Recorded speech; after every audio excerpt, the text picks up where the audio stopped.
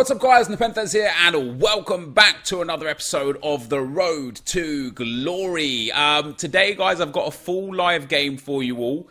As you can see in the top left hand corner, I'm up to almost 800,000 coins right now. I just want to give you guys a quick brief overview of what's in the club and what we're doing. So I've got a lot of stuff on the trade pile, some sellables, some kind of just consumables. Not a crazy amount of coins on the trade pile if I'm being perfectly honest. Just a bit, maybe like 30, 40k there. So with the trade pile, you know, we'll go up to like 800k plus when it's sold. But in terms of just actual coins again, even in just like actual claimable immediate coins, if we look at our fitness cards, healing I don't have anything left. These are untradeable, so I can't sell those. So in just fitness cards, I'm going to eventually get around to selling these. I'm selling them now. You just saw the trade pile. I'm selling the silver squad fitnesses. So there's like another 100,000, and with the squad fitness cards there's probably about 200,000 coins worth of squad fitness or fitness in general, which would take us just to up over 1 million coins. In terms of contracts, these are all now untradeable as well. I am going to start selling the silver and gold contracts through the week. I'm going to list up like 50 silver contracts and just see how many sell per set as to whether or not it's going to be worth using my trade pile space to sell them. If they don't sell enough, I'll just use these and keep them in the club. So I won't count any contracts for value right now. And then in terms of training cards, this week is going to be a good week for selling training cards because of the Silver Cazorla event. A lot of people are going to be using training cards. So I've probably got, let's be conservative and say 30,000 coins in training cards. And then the big one for me, obviously, is position modifiers with the left mid to left wings, which I've been selling at around 1,000 to 1,400. So there's another 70,000 there. The centre forwards are cams, which if I sold them now at like the 2,200 or so that they're up at, 1,900 on bids. I haven't even seen, 2,003, 2,200.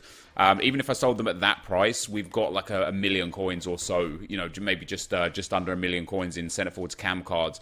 Of course, if I can sell them to lazy buyers at 27, 2,800, we're closing in on 1.1 million, 1.2 million. And then, of course, if they continue to spike in price, which I assume that they will, I can sell them for even more. So there's a lot there. And then the CDM to CM cards now, these are actually going to, I bought these for around 700 each. These are actually going to go up in price right now, and I'm going to start listing them because Matuidi SBC is out. And that means he's a CDM, so that means for the next 24 hours, everyone that completes him is probably going to convert him to a centre mid for chemistry. So the CDM to centre mid cards, we're going to list up, and we've got, you know, another whole bunch of coins here at 1,600 each to lazy buyers. We've got another like 150,000 coins there, which is pretty cool. Everything else is a little bit mediocre. And then for chem styles, I do have a whole bunch of Hawks, which again would sell for like 1 to 1.4k if I can get sales to lazy buyers. Of course, I'd need to get the, I just basically need a better SBC for Hawks, as they're not worth selling right now. And that's it for chem styles. But if we sold everything outside of silvers, bronzes, and players, outside of players basically, if we sold everything outside of players, just consumables alone, plus what we've got in the first owner club, we would have already like well in excess of 2 million coins. Then if we sold all the players, the bronze, silvers and golds as well, that would take us up well over 4 million coins because of how many players I've got. Even just at discard value, we've talked about this before, even just at discard value for the special cards, we're looking at I think 400,000 coins. So we've got 4 pages there. Yeah, 4 pages worth of special cards. That would take us to about 400,000 coins discard value. So at sale value, we're actually probably looking at about 800,000 coins there. I think all in all, it's not unfair to say that we can get 20,000 coins per card on average. Maybe a little bit less, but let's say even 600,000 coins as an absolute minimum. And then lots and lots of gold cards and silver cards and bronze cards that are selling. And I am going to keep selling the club out right now to get coins. But in terms of, we've got a lot to talk about again. I have taken a load of comments and we're taking a load of comments on board. But I'm not going to commit to actually buying a player just yet because I don't want to tarnish the first owner road to glory until I in myself am 100% certain we're going to go to a regular road to glory, because I'm not there yet. I am going to make changes to this channel and to this series going forwards, but if I can do that without actually impacting the first owner road to glory, then great. Now on the screen here, you guys can see a brand new team. That is going to be the team that we use in today's live game. I decided to go for a bit of a change. What I wanted to use was basically just all the players that I haven't used before, or just didn't use much. So we used Farman for only the second time. I've already played the game, you were about to see it. I used Florenzi, although we've used him a lot when, like, right back at the start when we had Nzonzi in our team and we used Gelson Martins in our team and stuff. That's how long ago it was that we used Florenzi. And to be fair, he's a pretty decent right back. Jonathan Tah, we played only his third game ever. We've always going to have Ferdinand in there. He's very important to link this team together. Marcos Alonso came back in. I'm actually tempted to use him more and just learn to understand him as a card better, because his in-game stats are genuinely fantastic, other than agility and balance. So I want to basically learn. I wonder if I set him to stay back while attacking so that he's not getting up and down the field and not requiring to turn around to run back. I wonder if that just makes him like a much better card. We used Parolo for the first time ever, which was pretty interesting. I actually used him as a cam as well, and I wonder if you guys can see why. If you look at his in-game stats, although he's got good defending stats and good reactions and such, and as a CDM he had been prioritised, he's got good shot power, long shots, good attack positioning, and his passing isn't terrible. So I did use him as a cam. He does have 4-star weak foot as well. We then got Guilavogui, who, this card for me, I've got 68 games on him. This is a really, really good card. It's a shame I struggle to fit him into more teams, and I just have much better players, you know, like the Paul Pogbas, the Makaleles, like the Thomas Partey, etc. I've got so many other players out there that I can use instead of Guilavogui, but this is a really good card. We put Koke in again. EA have been very slow to update the Screamer cards. I don't think they've shapeshift since the Screamer promo, actually. So we've used him a few times over the months, but I wanted to throw him in again because he's got a 4-star weak foot, high work rates, really cool in-game stats for the card that he is. Milinkovic-Savic again, I've got a lot of games on him, mostly as a sub, very rarely a starter, so I wanted to start him. Makalele goes in there for the links, and then Martinez goes on as a starter and contributed to the team massively in this game. And you can see, even with him, 12 games, 3 goals, 4 assists, at 3 Division 1 games where he didn't score, and then a fair few sub games. So it's hard to get these guys in, but I just wanted to use a team that I didn't use before. And for today, I don't have much time left on Weekend League. I'm going to show you guys real quick. This then I'm going to be another 30-minute video, so congratulations if you wanted the longer videos. You're about to get one. How long have we got left on? 12 hours left on Foot Champs, and I've only got 10 wins, I think. 11 wins. Yeah, I'm 11-3, and of course, one of those 3 is a disconnect. So I lost 2 games to just good opponents. That's fair, but I don't really have much time left here today. But what I'm going to do is I'm going to build another new team for tomorrow's episode, play as many games as I can with that team, and that'll be another squad builder episode for tomorrow. But I also want to know, guys, what I should do with the foot swap. I just didn't have time this week to get the foot swap weekly item because you had to score and win in 4 FUT Rivals games with, I think it was La Liga players, and I'm in Division 1. It's just not easy for me. You know, I'm in a spot now where weekly objectives that require Rivals victories, I'm probably going to have to pass up on unless I just purposely relegate myself. So I don't know what to do with FUT swap. I have like 10 tokens at the moment, I think. So we could go and get Lasagna, however we want to say his name, but I don't like that card at all, so I'd prefer not to get that. I could get Lerma, that is a pretty decent card. Very low on reactions and composure, but defending and physical are nice. Pace is nice.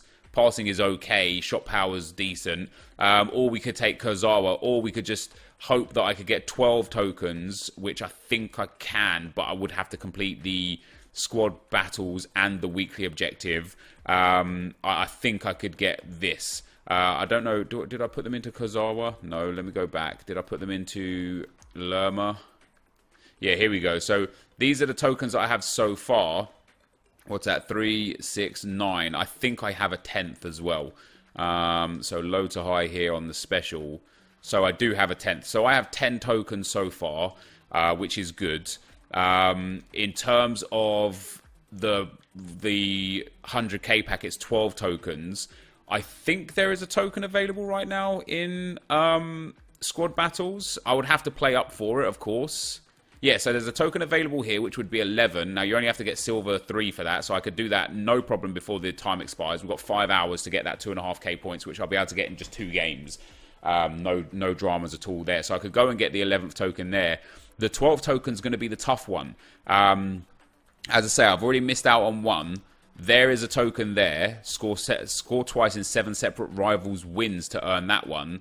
And there's the next one. Score using Bundesliga players in 4 separate rivals matches. So I could do that one, the swap deals player 3, to get the 12th token. But I would have to really go out of my way and potentially sacrifice Division 1 to do so. Because I played 3 rivals games in Division 1. I lost all 3 of them. And that leaves us just in a tough spot. And in terms of Division 1 score threshold, last week it finished at not even 12,000 for the 50k pack and rare election players pack. So I don't know, I need to get through as many games as possible to get my points up. I'm only on 6,000 points right now, but if I did go and do the foot swaps player card, then I would obviously be able to get that there, so I'd finish in rank 3 no problem at all. Although this was Division 2 last week, wasn't it? That was like, wait, what? What's rank 4? What's rank 3? Is that rank 3? Oh, yes, that is rank 3. What was I looking at? Maybe I was on level 2. No, this is Division 2 from last week. What's rank 3 this week? A 50k and a rep. Okay, so I don't know what it's going to end up on, but I'll be able to get to rank 3, no problem at all. Take the 50k pack, take the mega pack, and go from there. But yeah, that is going to be the end of the intro, guys. Let's go and get into the gameplay, and I will be right back. Okay, guys, as we go into the game, the opponent will come up against has got a 4-4-2 to start with. Some really nice cards in there as well. Milinkovic-Savic, special card. Mbappe inform, Lala inform, Sol Campbell, Eric Bailly inform, De Gea, Kante and Pogba, inform Mertens. He's got Tierney at left back, and then he's got the perfect link into his right mid, red inform.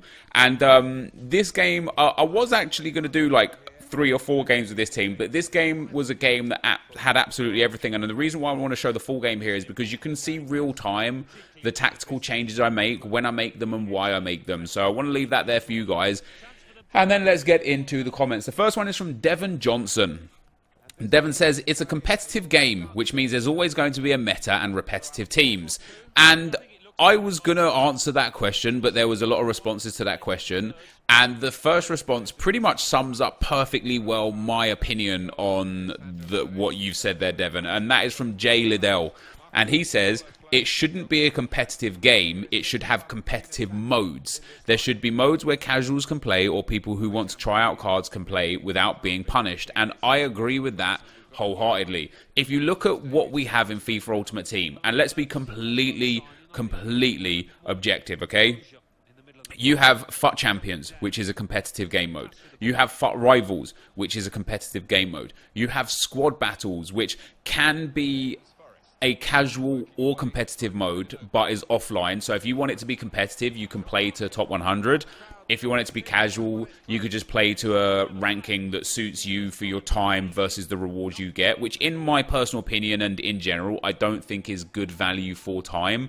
But if you wanted to do that, if I wasn't running 2 channels, let's say I only had this YouTube channel and I only had the Road to Glory, I would play Squad Battles to Elite 1 every week because I would have more time to put into it. So for me, it's just about the time versus the worth in that regard. So Squad Battles you can look at as casual or competitive. And then FUT Draft, again, you can look at as casual or competitive because casually you can play it because you can just build a team for 15k and no matter what round you lose in, first, second, or third, or fourth, you are guaranteed to get that value, that 15k value worth of packs back. Now, whether or not you make the 15,000 coins back is completely a different thing.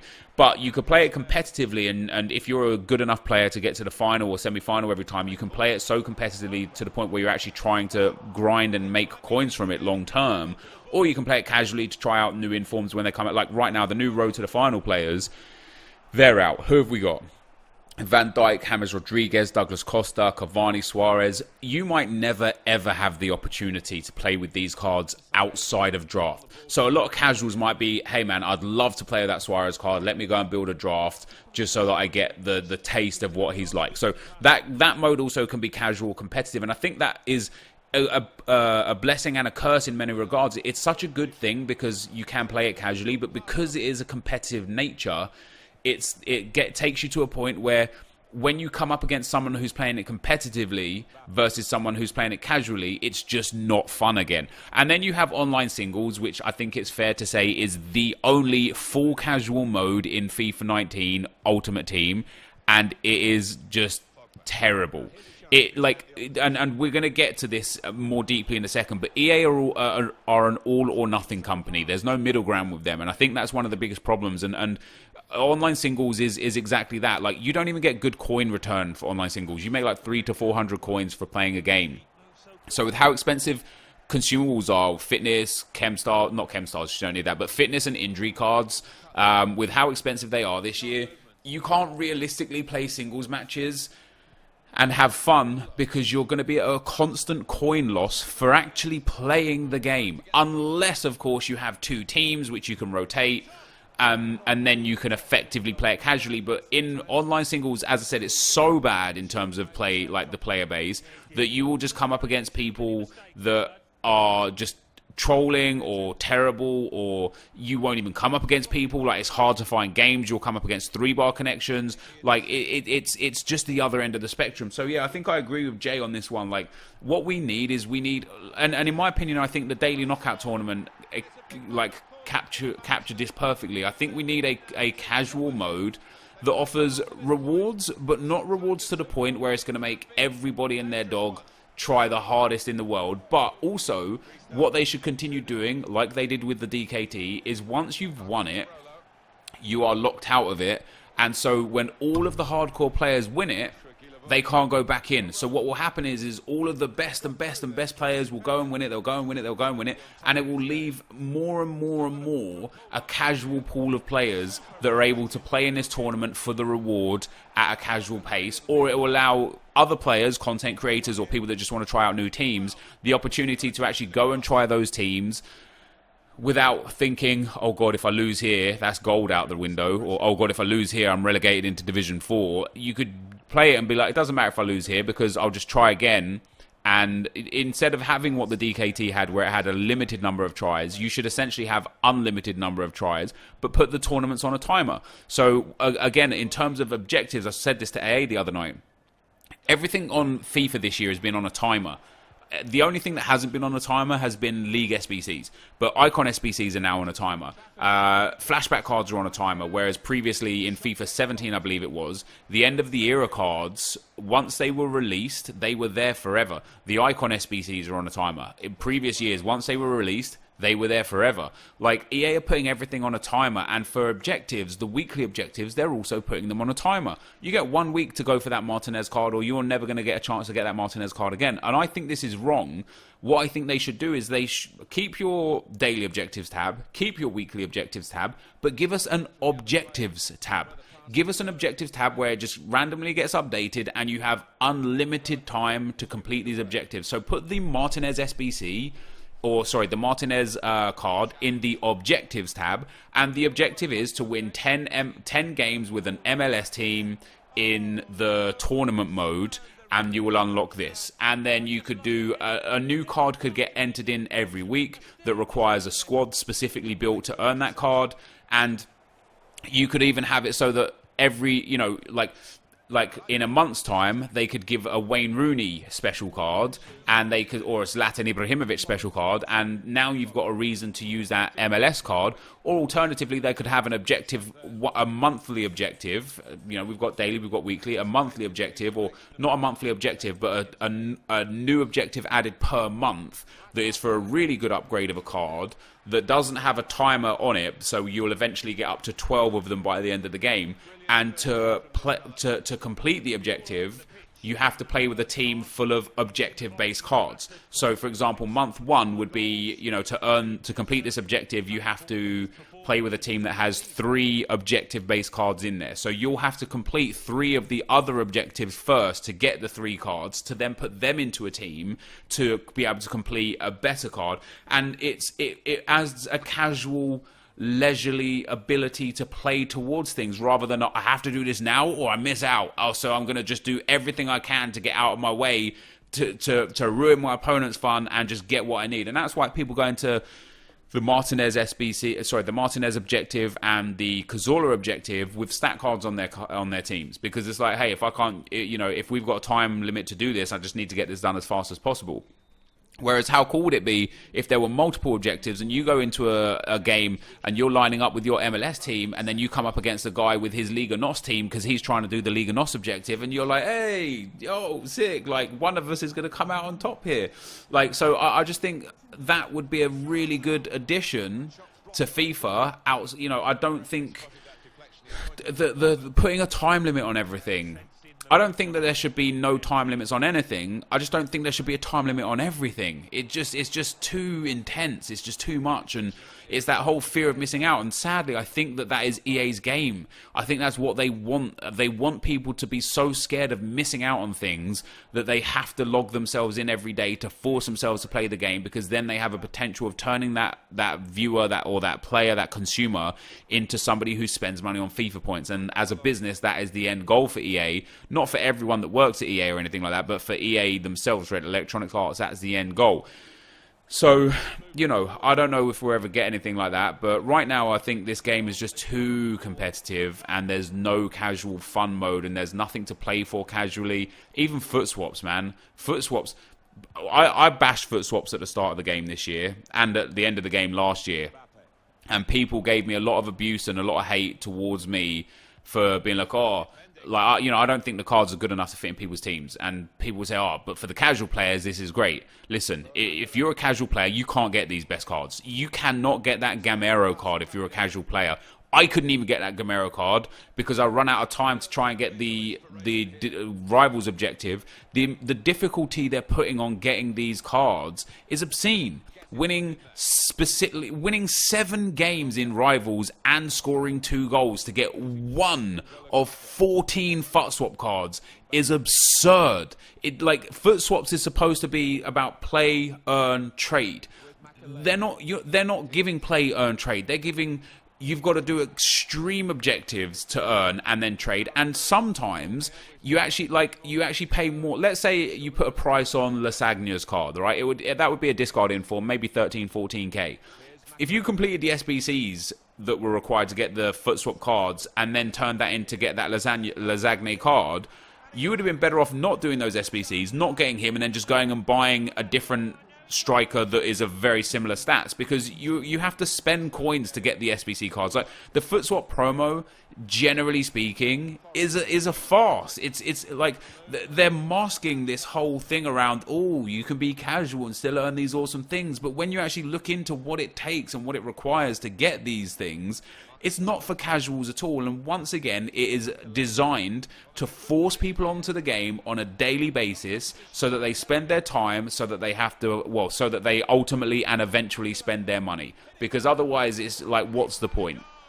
Next comment is from Alex Didiano. He says, if you like Lacazette that much, you'd love Aguero. And funnily enough, Alex, every time I've taken Aguero in FUT draft, I have won the draft, and I have loved Aguero. I think Aguero is a good card this year, and it surprises me that we don't see him in like anybody's team ever. I can't even tell you the last time I came up against Aguero, and I wonder if that's because potentially he's extremely expensive for a card that there are.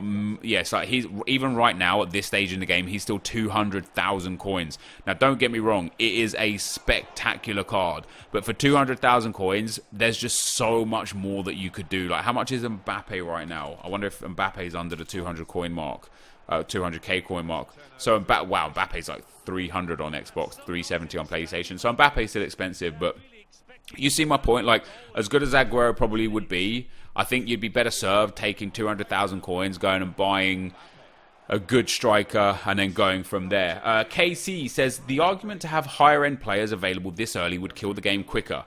Majority of people would have a cheap set of 88 to 92 rated overpower cards and no reason to grind anymore to improve their team. And I do get what you're saying, like, and especially if we look at the Festival of FUT and the Team of the Season cards, like, you could literally get top cards for 20 to 40,000 coins and go from there. But once again, it doesn't have to be, and this is EA's biggest concern. This isn't really you or anything that I've said here, Kay, right? This is EA's biggest concern, is it doesn't have to be all or nothing, right? It doesn't have to be either really bad cards right now that are really expensive or really great cards that are really cheap. There can be a middle ground. And I think a perfect example of a middle ground so far have been the flashback cards. I think there have been great upgrades and relatively good value for money, especially if you consider the price of the actual cards. Like right now, Daniel Sturridge was, let's not take Daniel Sturridge, let's take Chicharito. He was like, whatever, like 120k, 130k, and you get an 88 rated card. Well, the cheapest 88 rated card on the market is like 40k, maybe 45, 50k. So even if you did another SBC and you use that flashback card, you're going to save yourself then 50,000 coins or so from a future SBC because you've now got a high-rated card that has that much in terms of contextual value. So I don't think it has to be so black and white. Like, and for example, for this Futmas promo, these Futmas cards, every Futmas card we've had, almost every Futmas card we've had, has also had a UCL counterpart, which means there is a middle card between the gold standard and the Futmas card. And that has just thrown this promo off whack, right? But even these Futmas cards, they're just so low rated and low valued. Like today we got Antonio Valencia as a right back, an 84 rated. So he has an 82 rated regular card, an 83 rated UCL card, and now this 84 rated card. And he has an 84 rated inform, although that's a right mid, not a right back, and they're very similar stats.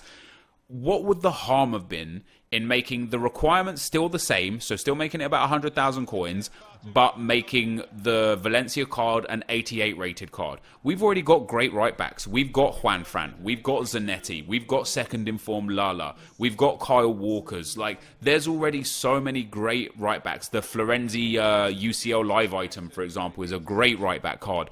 Who would, like, giving us an 88 rated Valencia? I think people are misinterpreting what I say when I say I think we should have better cards earlier on, because like with your argument, the later the game goes, the less people play it. That's the debate, right? So what's the point of having the great cards at the end if no one's playing them? We should bring this forwards and allow people to actually experience and play with the great cards as early as possible. Now, if EA don't want to bring Team of the Season forwards, because obviously they can't because it's relevant to Team of the Season, with all the other promos that they've got, make these cards great. Make it so that when I spend 100,000 coins on Antonio Valencia as an untradeable, I'm not sitting here going, ooh, is there a better tradable alternative out there? Which the answer is yes. You could just go and buy Kyle Walker. Is this card a good enough upgrade on his current best tradable card? Which the answer is no, because his UCL card is like 30,000 coins, and it's the Futmas card is a +1. And so is it really worth me doing this card for 100,000 coins for an untradeable card? The answer is no. But if this was an 88 Valencia or a 90 Valencia, I'd be sitting here, right, is this card for 100,000 coins or 120,000 coins, is there a better tradable alternative out there? Well, no, there isn't, because the next best items available are the UCL Florenzi card, which is... when I say UCL, I mean the live item, right? Not the champion, not the UCL upgrade. The UCL Florenzi card is 200,000 on Xbox and 220 on PlayStation. And then the next best from then on is, for example, Zanetti, who as an icon is hundreds of thousands. Is it much better compared to his most recent tradable card? Yes, it's a massive upgrade on his UCL card. And so am I going to waste my coins on it? Yes, I am. I would love to waste my coins on this Valencia card. So I don't, I think people are just looking at it to one end of the spectrum or the other. I don't think it has to be like that. I think there could be a fun middle ground where EA give good boosts to the cards, where it makes the card worthwhile for right now. Not so good that it's the best card in the game, but not so bad that there are already better cards out there than the one that they've given us as a special card. That is my concern, and that is my problem. And I might do like a small video for the main channel, kind of like giving a bit of information and breakdown and explaining that and stuff, because I think it's important. James Allen said, did the players feel any better with the chem styles that made them the best overall in the position you were playing them? Please talk about it in the next episode. So this will be the last comment for today, because we're drawing close to the end of the episode. It's very hard to say for this weekend, James, because, gameplay is really bad. Now, you guys full well know I'm not one to complain about gameplay or lag or input delay or anything like that, right? But since I've added this control that you see on the screen now to my screen, in streams, in those games where I'm like, I didn't do that and I didn't do that, I'm actually showing examples of what I did on the control and how it wasn't reflected in game. There was one prime example in a game that I was playing, and I ended up winning the game, so I didn't really make too much of a difference. But I had NepentheZ, and I tried to do the 3-point turn, or whatever it's called, the 3-point roulette, or, yeah, the three-point roulette. It's the skill move that I showed you guys in a previous video that I think a lot of people in higher divisions use that is actually very overpowered. And I did the combination for that skill move. And what it is you have to do backwards, so away from the actual back of the player, and then you have to cut the angle that you want to exit at. And if you get it wrong, the worst thing that should happen is it should do the spin move. You know, where they do like the backwards spin, almost like a half a roulette? That's what the worst thing that should happen should be. So I got the ball with NepentheZ, I held left trigger, I did away from NepentheZ's face, so I did backwards, which for me was like 10 o'clock on a clock, right? So I'd hold left trigger, I'd do up like that towards 10 o'clock, so backwards, and then I did down towards like towards 7 o'clock to try and do the exit coming down away from the defender. What NepentheZ did, and I'm not kidding, the clip's on Twitter, if you want to go, sorry, on Twitch, if you want to go and watch it, what NepentheZ did was a ball roll followed by a step over, and then he tried to initiate a rainbow flick and didn't do the third part. To complete that, I would have had, like, anyway, I can't do a ball roll. He can't do a ball roll because I did backwards, and a ball roll was holding the right stick to a direction like perpendicular almost to the player. So the fact he did a ball roll and then a step over, that probably, in my opinion, was like, okay, that must have been button delay or whatever. But then the fact that he then tried to do a rainbow flick, I didn't put even near the amount of button combinations in for him to be able to initiate and perform all three of those skill moves. And so this weekend for me, dude, has been, in that regard, some of the worst gameplay I have ever experienced. And it's why on a Sunday night, with only 12 hours, less than 12 hours now left of FUT Champs available, I haven't played any games on my main account, and I've only played 13 games on my Road to Glory account because it has just been extremely unenjoyable to play the game this weekend. So I didn't really get a true feel of how the team played, performed, or interacted with the chem styles being different. But anyway, guys, this is going to be the end of the video. Thank you for watching. I hope you enjoyed it. If you did, be sure to leave a like, rate, and comment, and subscribe to my channel if you haven't already. But for now, guys, I'm out. Peace.